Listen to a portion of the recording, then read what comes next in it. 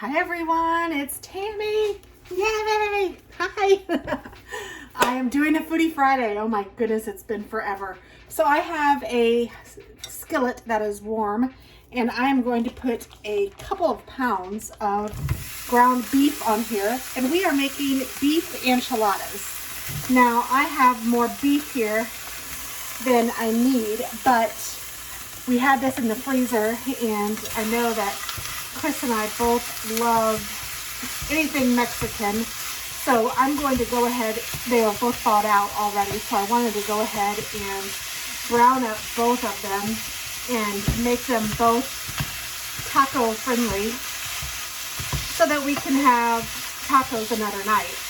So that is a easy way to make a meal stretch, or to make food stretch, is by either using it for double meals, or even maybe not stretch, but make an easy weeknight dinner by cooking the meat or the main part of it ahead of time.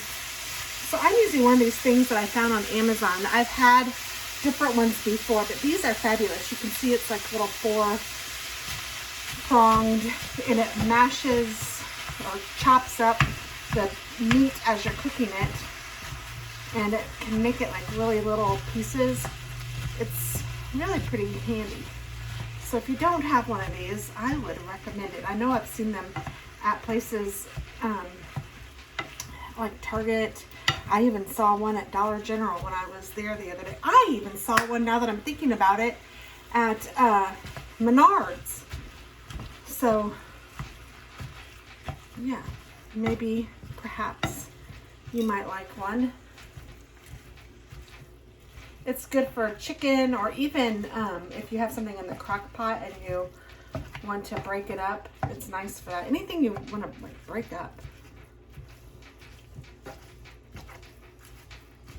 Maybe not your relationship, but maybe, I don't know.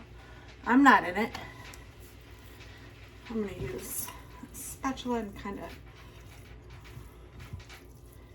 make it turn over. This is a lots of meats. I maybe could have used a bigger pan, but that's all right. I'm going to put the heat up a little bit more again. Oh goodness, it's been so long since I've done one of these, and I know some of you have been asking, so I'm glad to be back. It's just a little bit weird. Oops. So for the enchiladas, I'm making ground beef enchiladas, so I want ground beef. I want enchilada sauce, and I have a big jar of this. I think it's 26 ounces or something. I think that's right. I have taco seasoning. I have black beans that I'm going to drain. I have some salsa. This is just an Aldi brand. I love this salsa. I have about a quarter of a thing left, so I thought I'd use that. Some Mexican cheese, shredded cheese, whatever kind you like. Some onions. I'm gonna look at my little notes to see if I have anything else. Oh, I'm going to put some black olives on top, and I also need some tortillas. And that will do it. So I just want to brown this beef, and I think I might put you guys in fast forward while this beef is browning. Now remember, I'm using more than I need, but I'm going to make it all taco-y, so I will put in taco seasoning and some water once I get this browned a little bit, and some onion. I might just go ahead and add the onion now. So I'm using some frozen onion that I had in my freezer. I love this stuff. Highly recommend the frozen onion. I hate chopping. I don't always enjoy chopping onion. So I'm going to put about an onion in here, because again, this is 2 pounds. And that, since it's frozen, the water that it will add will actually be fine. This meat that I'm using is butchered from my local farm here where I live, and it is very, very lean, so there's no fat to drain. So I will just let it do its thing for a little minute. I'll put you guys on fast forward, and I shall return. I'll also drain these beans.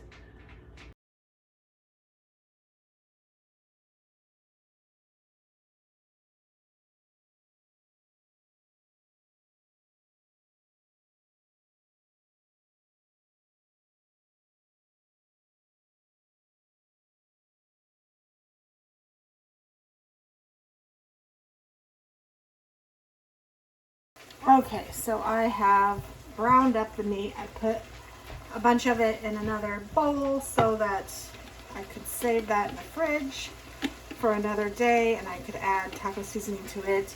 I was going to just go ahead and add the taco seasoning to all of it, but honestly I felt like I had too much in the pan. So I'll just add taco seasoning to half, and then I can add the taco seasoning to the other half when I reheat it. And I'm eyeballing it. I would say you're supposed to use a packet of the taco seasoning, which I believe is 2 tablespoons per pound.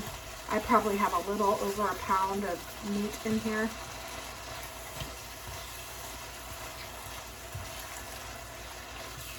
I'm gonna go ahead and turn it down since it's browned, and it also says to add a little bit of liquid to it, but I'm going to add some enchilada sauce instead of regular liquid.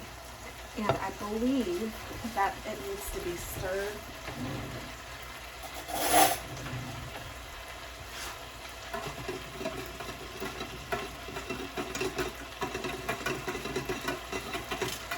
That looks a little bit more like one color. What's that word? I don't remember right now. So I'll add my enchilada sauce to this, let it kind of cook down just a little bit. I'm also going to go ahead and add my salsa and my black beans, which I have rinsed and drained. And I'm also going to serve this with some Spanish rice. But I haven't started making that yet. I'm just going to use a package of Spanish rice, and I'm going to go ahead and add my salsa to this as well. And you might add salt and pepper or whatever you like. I'm going to add a little salt because whenever I use tomatoes, I like to add salt.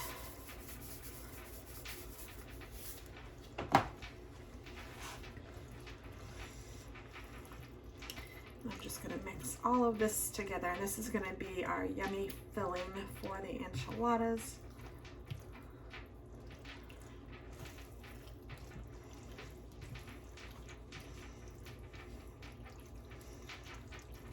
And when I'm ready to cook it, I will turn the oven on to 350 degrees. I'm getting this ready a little bit early. So I will turn the oven to 350 and let this bake for about, I'm going to say about 30 minutes. But I'll show you how I roll them all up and how I do it all too. So let's see. Just going to get my baking dish. I'm using a stone one from Pampered Chef. And I like to put a little bit of enchilada sauce on the bottom, just like if I were making lasagna, I would put some sauce on the bottom, so I just have a layer of enchilada sauce. And then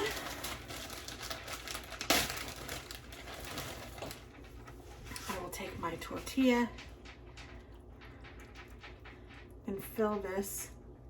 These might be more like burritos than enchiladas. I don't know, but I'm using enchilada sauce, so I guess. And then I just roll it up, and I'm going to put the seam on the bottom.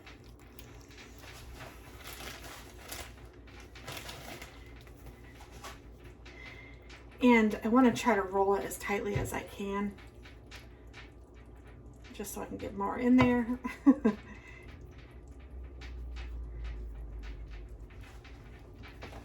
Oops, I just spilled some out. Oops. Oops-a-daisy.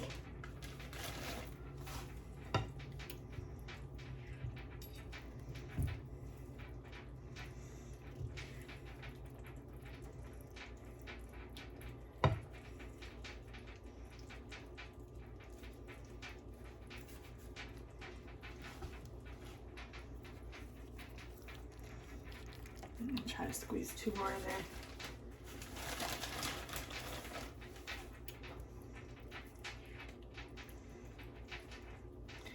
And I'm using burrito shells. Usually I use tortillas, or yeah, like enchilada shells, but this is what we had. And this is what I'm using. So use what you have. Don't buy anything special if you already have something that's similar, in my opinion.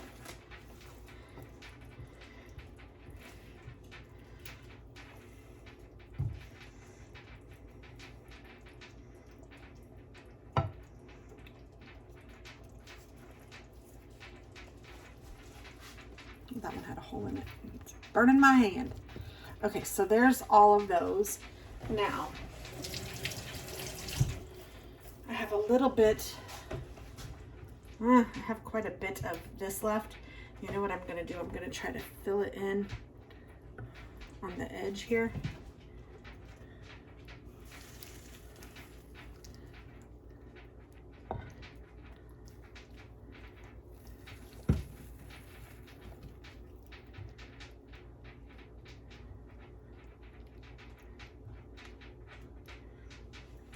I'm just going to save that part too.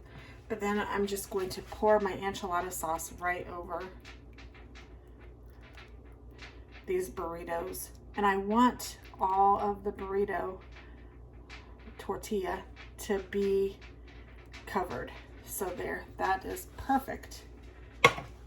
And then I will top it with about, I don't know, this is 2 cups.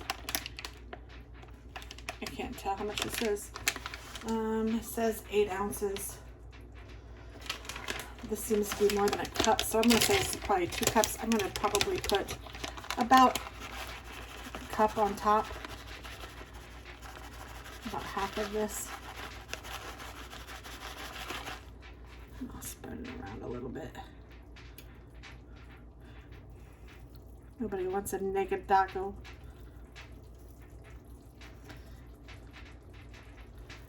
There we go. And then I will put that in the oven for about 30 minutes. And if it needs more cheese, I'll put more cheese on it. But that is that. It's going to be super easy, and I'll show you when we're done. So, oh, here, maybe it's a better view. I'll be back. I almost forgot to put the black olives on, but I finally remembered right before I put it in the oven. So I think it's ready. And I also made some rice. So I'm going to plate this up and I'll show you what it looks like. Okay, so a little disclosure. The liquid, it's very much still in there. So you might want to take some of that and put it over this. I'm not sure yet.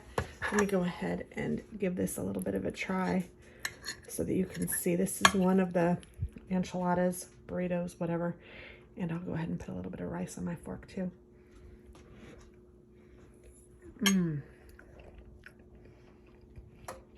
Oh, it is full of flavor. It is wonderful. I'm going to make myself a Enchilada. I think that's how you say it. The tomato juice and beer. Oh my gosh, it's so good. If you haven't tried that at one of your local restaurants, try that. It's delicious. And yeah, this is what's for dinner. Thanks for watching and happy Foodie Friday. Bye.